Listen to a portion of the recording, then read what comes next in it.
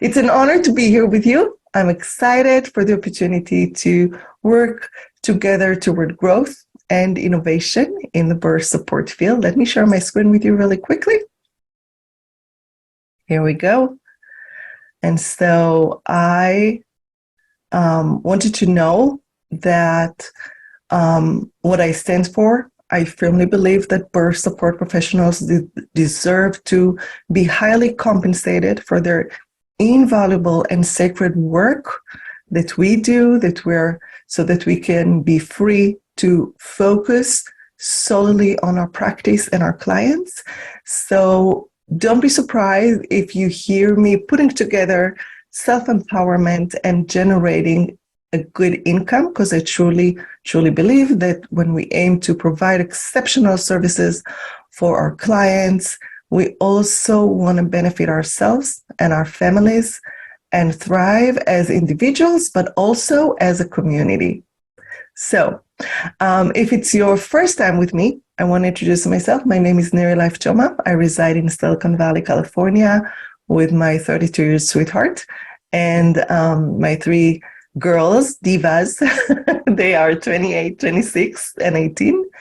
I am a seasoned childbirth educator, a labor doula for 24 years now. I'm a doula trainer at the Bay Area Doula Training and at Birth Coach Method. I'm also the author of The Art of Coaching for Childbirth and the founder of Birth Coach Method. That's a little about me, and thank you again for introducing yourselves in the chat. And I stand also for birth professionals joining the results revolution that was sparked by the coaching industry. I firmly believe that adopting proven coaching techniques can significantly enhance our impact and our income. And I know it because I've been doing it for the last 10 years, or even a little bit more than a decade in my doula practice, and led many birth support professionals in my program to do just the same. So let me ask you with a show of hands if you can tell me who arrived here today because you aspire to make a difference in your clients' lives and gain impact in the field of birth support to change maternal care. Let me show with a hand. Yes, I knew all of you aspire to do that. And who also would like to do it while feel that they're thriving in their practice, that your practice is thriving, you don't need another job or another source of income. So let me know with a show of hands if this is an inspiration of yours. We're going to talk about all those innovative strategies that are not only empowering our clients, they actually do empower you. Let's just dive into the presentation that we have for today and see what are those 5 groundbreaking and innovative strategies. I know that you're going to hear me talking a lot about coaching, and I also told you that this is an intro to transformational childbearing coaching. So since many of you don't have any background and knowledge about coaching, I would like all of us to just look at the definition together, and you're going to see it here on the screen now. Coaching is the process of helping another person perform at the peak of his or her abilities. It doesn't presuppose that people are broken. On the contrary, it helps them identify and develop their strengths. It starts from the assumption that people have the answers and that the coach's role is to help them overcome internal resistance and interference, give feedback on behavior, and give tips and guidance.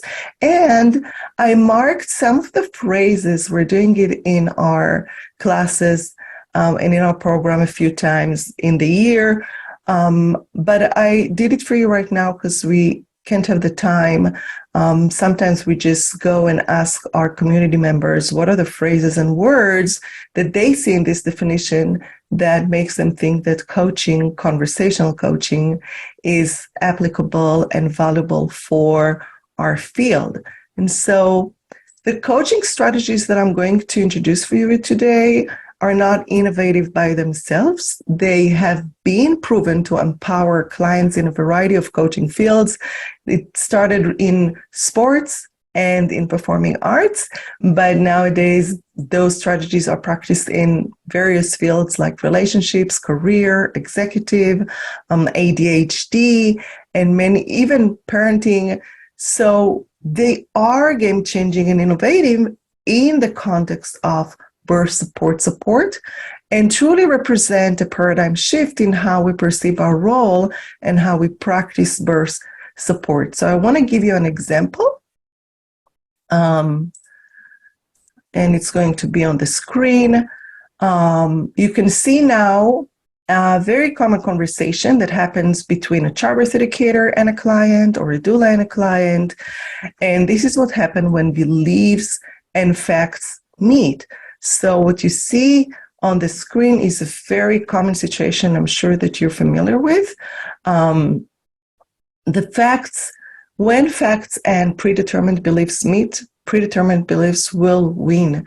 In fact, there's plenty of evidence that proves that people sort information and consume it based on their predetermined beliefs. So I want to share a story with you, a very famous Tibetan story about a baby elephant that was bound by a rope tied around his ankle, and the rope held the baby elephant in place as the baby was struggling to break free. And eventually the young elephant just gave up and resigned to the fact that it couldn't move as far as the rope would allow, only as far as the rope would allow. And it grew into adulthood, and it grew with the rope around its ankle. And although it could easily snap the rope and walk away, the elephant never even tried, because it was bound by the belief that it could never be free. And it's in adulthood, the elephant, the big elephant, was all that he needed to do is just snap the rope and walk away, but the elephant doesn't even try because he's bound by it. So back to our professional field, does it echo anything that we are familiar with in our field? I think it is. Today, expectant people have more information at their fingertips than ever before. They know it all, and the information is available in overwhelming quantities. And however, their decision-making process is still bound by all the predetermined beliefs and the limiting beliefs and the success blockers that we have in our culture, and those are just not allowing them to achieve their desired experiences and trust themselves. So many of them can believe that childbirth is a dangerous medical event, and in reality, it's actually safer than some of our daily activities like driving. And despite evidence to the contrary, they also believe that technology makes childbirth safer. And some feel that they can't say what they want or what they wish for and guide the medical staff in the room because they're lacking knowledge. So those beliefs are the ropes, the success blocker that block their path toward their desired experiences, which we are all trying to help them have. So here is where the transformational coaching is trying to achieve with those with this new framework that I would like to introduce to you today. So on the screen, you can see the 5 groundbreaking strategies that are what takes to help your clients overcome their internal resistance, their limiting beliefs, and their success blockers. The first one is revealing versus informing. We're going to begin to understand them one by one in a moment. The second is coaching versus hands-on support. The third one is partners versus experts, or you can say partnership versus proficiency or expertise. The fourth one is accountability versus knowledge. And the fifth one is client-centered versus evidence-based advocacy. And we will review those one by one, beginning with revealing versus informing. So I was trained to believe that my role is to provide information as a childbirth educator and informational support as a doula. But 24 years ago, my clients did not have Dr. Google, Dr. Facebook, and Dr. YouTube and on speed dial as they have it now, right? So today they have so much information and they're overwhelmed by all this information. So they read opposing approaches, and this dataism era can help them also find proof that A is right and many proofs that A is wrong. And the main dilemma that we're all dealing with is what counts as knowledge and whose knowledge counts, right? So this dilemma can increase our clients' fear, and it doesn't help them to perform well. And I'm focusing on the word performing. We know for many, many years that birth giver satisfactions, new mom satisfactions, they rely on how they feel that they were conducting themselves during this challenging time. And in a different way, we can say how they were performing. So if you needed any proof that delivering knowledge to our clients and sharing what we know to be true is not the way to help them achieve their goals, then you can look at the Listening to Mothers in California of 2018, where we can see that 74% of California birth givers agreed that childbirth shouldn't be interfered with unless necessary, but only 5% of them gave birth with no major medical intervention. This means 95 experienced major medical intervention at birth, okay? So theoretical knowledge doesn't really help our clients. It doesn't help our clients to achieve their desired experiences, but we already know this, right? Because you know from your life experience that it doesn't help that we know we shouldn't eat sugar, right? We're eating sugar. It doesn't help that we know we must exercise an hour a day. Are we? There are many, many things that we know, but if we want to implement new behavior or new habitual responses, then knowledge doesn't really help us very much with that. So the question is, what do we need in order to achieve our goals, in order to make the steps that it takes to achieve our desired experiences, change our behavior? So when you transition from informing to coaching, you start revealing your client's inner truth. Okay, you begin asking your clients questions. Your questions facilitate clarity about their beliefs, values, goals. And when you ask those questions, your client starts to believe that what they know and what they have to say is actually important to their experience. And it's worth being heard. And they discover how much they know and can say, and it empowers them. And your question also, of course, help them explore their options and help them adopt new perspectives, new habits, new actions that will bring them closer to the desired experience that they hired you for. And so this is a testimonial from a past student of mine, Naima Beckles. She also has a blog, and this is what she said after taking the program to become a transformational childbearing coach. This is what she said in an interview we had together. The clients who hired me as their transformational birth coach have been good at getting information. They've taken classes and read books to prepare for birth. What they haven't done, and this is where coaching comes in, is find their inner truth, their voice, and take actions.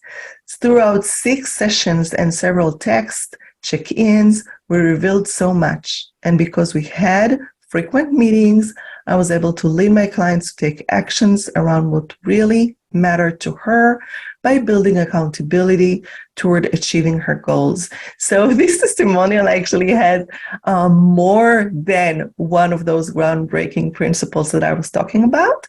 And it echoes a lot of what the transformation childbearing coaching is about. And so I want to wrap up this first strategy of revealing versus informing with the saying we have it, birth coach method. A little humoristic. Informing is great if your client is about to deliver knowledge. For delivering a baby, coaching is better. And let's discuss the second groundbreaking strategy, which is coaching versus hands-on support. So in all coaching areas that we can think of, sports, performing arts, executive, any coaching branch or field, coaching must comes before the performance. So prenatal coaching, continuous prenatal coaching increases your client's performance level or the way that they will conduct themselves throughout the process. And without it, you're going to carry heavy responsibilities on your shoulders and your clients might not be very well prepared. Additionally, long hours of hands-on support are not feasible or viable for us as birth support professionals. And we all know that, right? Write a yes in the chat if you know what I'm talking about, right? It's impossible to generate sustainable income because long hours of hands-on support are not profitable, right? So if your practice relies on hands-on support, it doesn't matter if it's in labor and delivery or at your client's home during postpartum, you are demonstrating a high commitment level to the person in labor. And I admire you for this, and I was there with you. But you're sacrificing another laboring woman, which is you. Okay, so we want to thrive as a community and as individuals, and we want to empower ourselves as well. And transitioning toward continuous prenatal coaching sessions is going to reduce the hours that you are actually going to spend with your clients in labor and delivery. And on the screen, you can see another testimonial about this point of reducing the hours of hands-on support that we spend with our clients because it's reducing our income. And it's not very supportive, right? If we spend a lot of time with them, they actually are not empowered. They get the message that they need to rely on us while we want to empower them, right? So Noor Hafiza from Qatar wrote, when you said that, Neri, when you said that our coaches won't need us for their birth, I'm a bit shocked that I'm actually feeling a little left out when they get all empowered and birth without their doula around. I just had my second client's birth after getting certified with Transformational Birth Coach last night. And just like my client before her, both of them birthed without me. Birth Coach method works. And she wrote this actually on my Facebook page, on Birth Coach Method Facebook page. So I woke up to this testimonial and it was a sweet, sweet morning. Let's go quickly to the third groundbreaking principle to empower before birth and beyond. We're talking now about our relationships, the relationship we establish with our clients. The third innovative strategy is partners versus experts, or as I said, you can say partnership versus proficiency. So there are not enough words for me to describe how freeing and empowering this shift is. It changes everything for everyone, for all of you, for all of my students as well. Our clients actually have to deal with many, many authoritative figures throughout their childbearing process.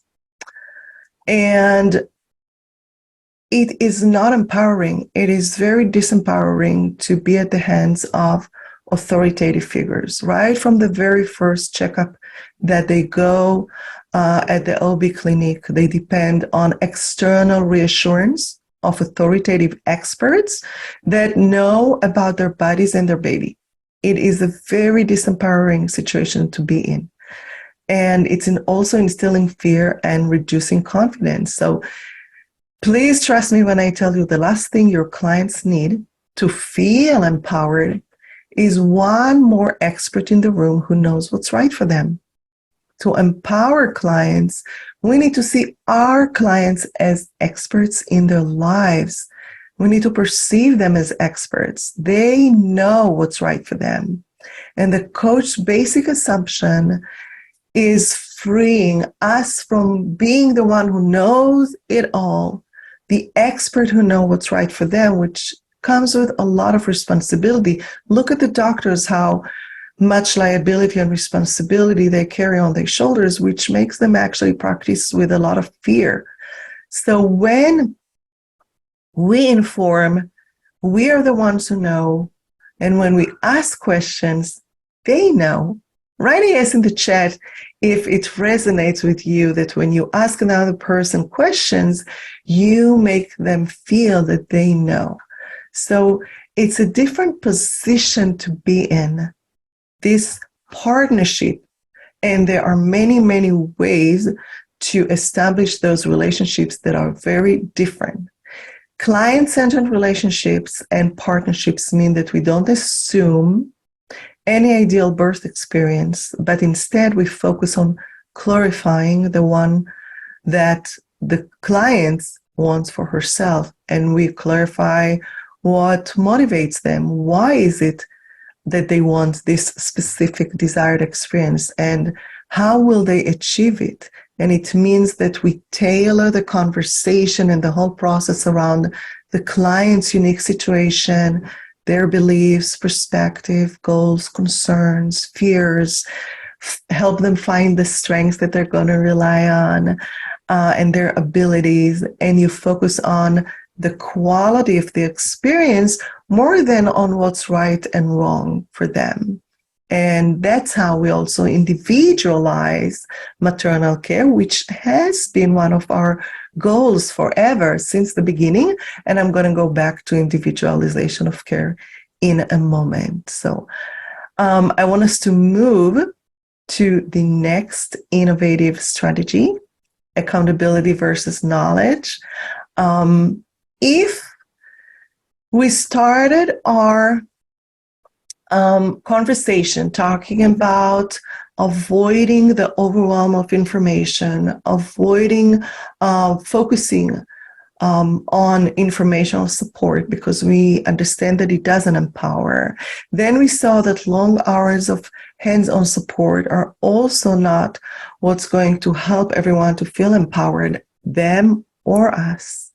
And it's also too late to utilize the hands-on support. It's too late to utilize it as an empowerment strategy. It's a coping strategy, not empowerment strategy. You know the difference. And they have to be mentally prepared. And I can understand that for many of you, you ask yourself, okay, so if I don't practice the hands-on and if I don't deliver knowledge, what do I do there, right? So let me tell you, we elicit clients' accountability to what they tell us that they want. So once we are wrapping up this inquiry, and this is true for the whole process and true for every coaching session, once we wrap up this inquiry around their goals, their perspective, their limiting beliefs, and help them resolve it, every time we wrap the conversation with an area of practice that helps them elicit their accountability or foster commitment, in another word. So this is one of the most important roles of childbearing coaches. Let me share the screen with you again. We are here at accountability versus knowledge, and the benefit of eliciting our clients' accountability versus just delivering knowledge and information. So the first thing we all need to understand and acknowledge is that accountability is found in our clients' actions, the steps that they take toward achieving their desired experiences. And coaches learn how and when to assign a call to action to their clients and engage them in action. So the medical system is also striving to engage clients because patient engagement has been proven to lead a safer healthcare and better results. So when our clients are accountable and they take actions, they are empowered throughout the process, and it is increasing their confidence. So don't confuse accountability with responsibility. We're not making our clients responsible for the results or the outcomes of the process. We only help them stay focused and accountable on the steps that they need to take in order to achieve their goals. And this is very empowering experience. Okay? And it helps them to conduct themselves beautifully throughout their process.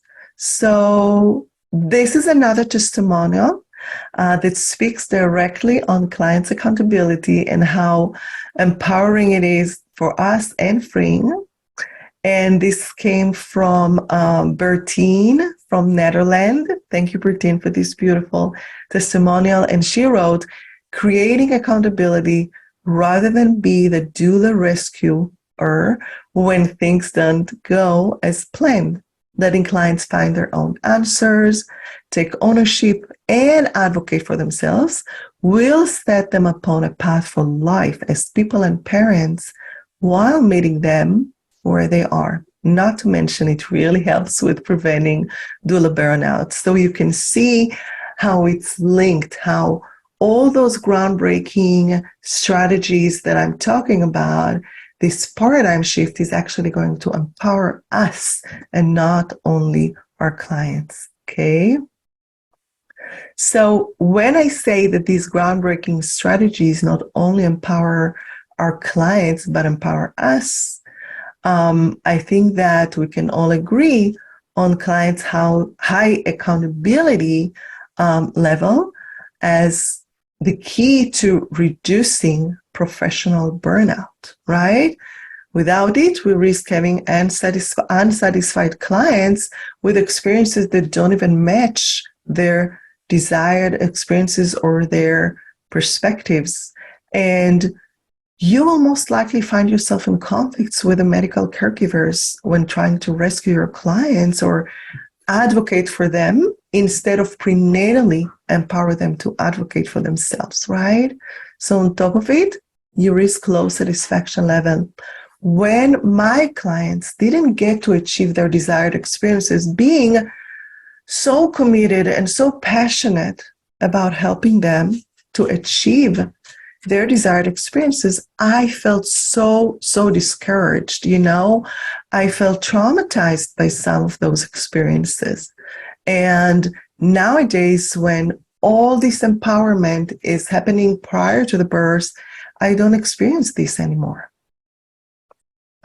That's a beautiful testimonial that I received actually recently. You can find it on my Yelp listing as a doula, not as the founder of Birth Coach Method. I wear different hats, so I still practice in the field and take a few clients a year.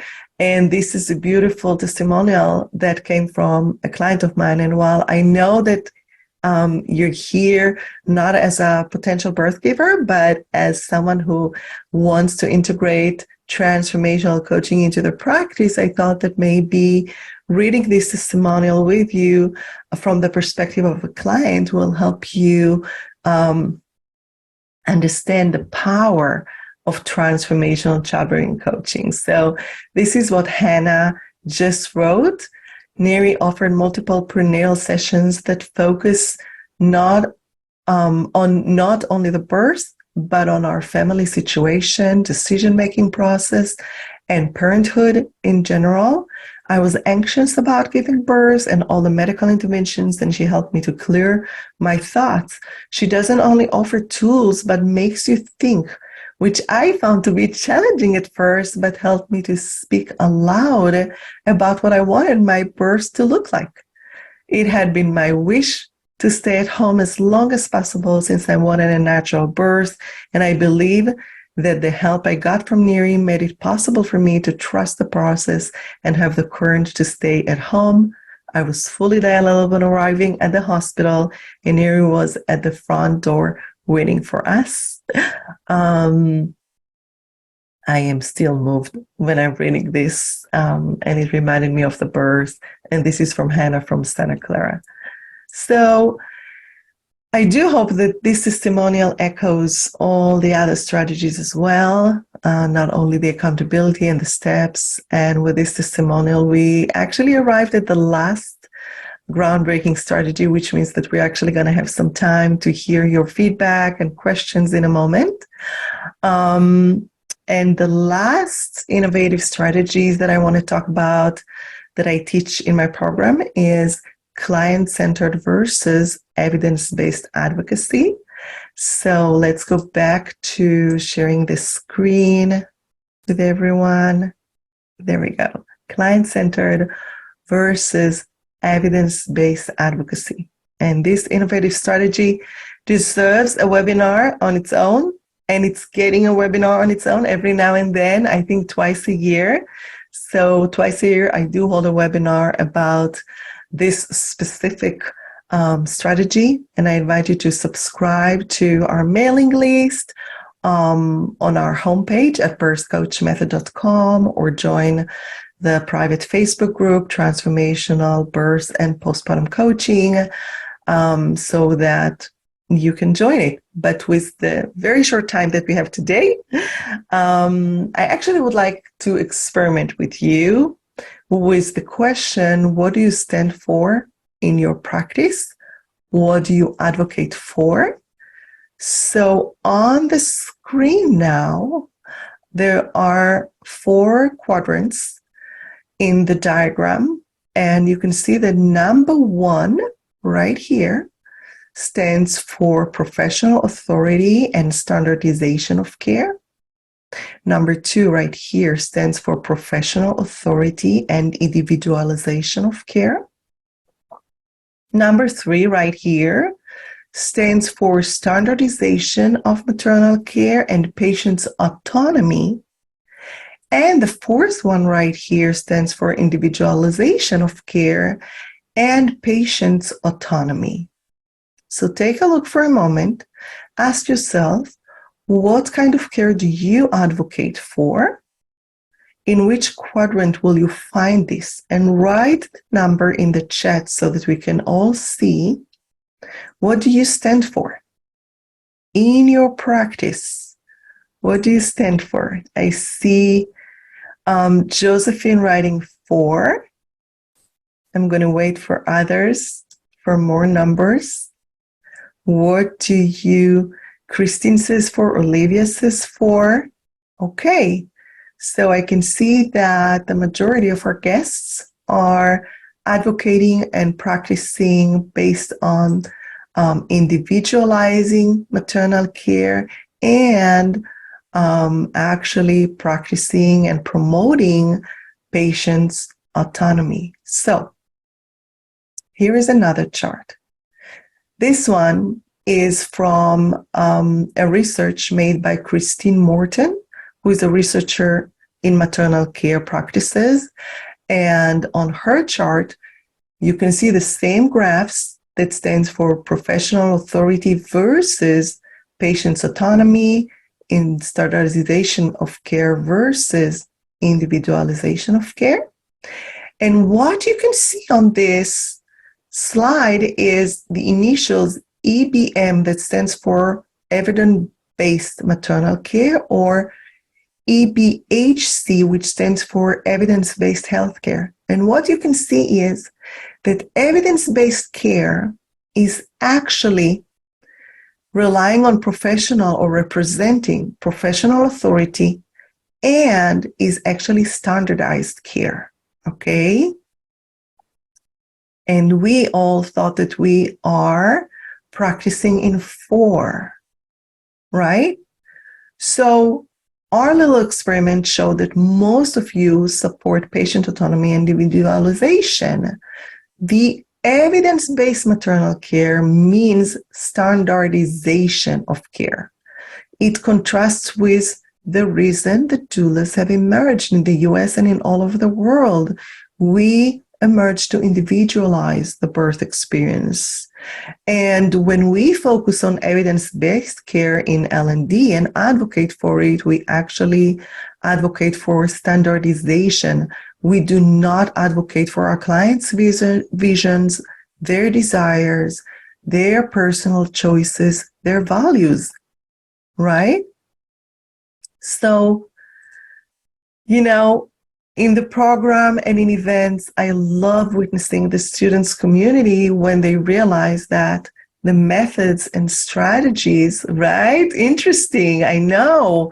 The methods and strategies that empower their clients are actually empowering us. When we practice patient-centered advocacy, you are the most powerful figure in the room and the only one focusing on your client's autonomy and individualizing the birth experience for her. You're the only one in the room. No one else will do it. Okay? So more power to you. Only you can question and evaluate maternal care, the specific care that your client is right now getting and receiving, whether it's prenatally, throughout the process, during the birth, or even in postpartum when it comes to breastfeeding or issues that have to do with baby care and with her recovery. You're the only one that actually can evaluate this care from your client's perspective, her beliefs, values, goals, and birth visions. And you will be very powerful and you will avoid conflicts with the teams if this is what you do in the room. So we are training our students to lead coactive conversations that actually allow birth givers and the medical teams to exchange information. You help the medical team to be informed about your client, right? And that's a different kind of advocacy. And here's a testimonial, the last one for today, from Ashley from Santa Cruz, who wrote, "I was getting disheartened when couples would tell me prenatally that they want an unmedicated labor or to go as natural as possible. And then despite all the time I spent with them, offering resources, giving information, listening to the birth goal, and then making the birth plan, things often went astray." We talked about this discouraged, right? It feels bad. It feels like we failed. It made me feel like I had failed as their doula.